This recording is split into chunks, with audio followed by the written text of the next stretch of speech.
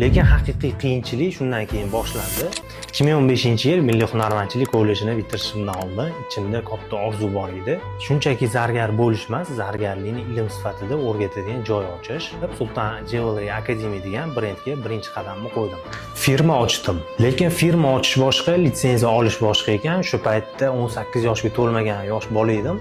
Eshik-meshik yurardim, hujjatlar, qog'ozbozlik, rad javoblari, lekin ortga qaytmadim. 2015-yil sentyabr oyida litsenziya oldim va akademiyani ishga tushirdim. Lekin haqiqiy qiyinchilik shundan keyin boshlandi. O'quvchi yig'ish, dars berish, biznes tizimlashtirish, nimadir yetishmas edi. Ichimda yana nimadir bor degan hissiyot ketmasdi. Shu sabab izlanishni boshladim. 50 taga yaqin kitob o'qidim. Management, time management, psixologiya, biznes, shaxsiy rivojlanish, tizimlashtirish. Lekin baribir nimadir kam edi.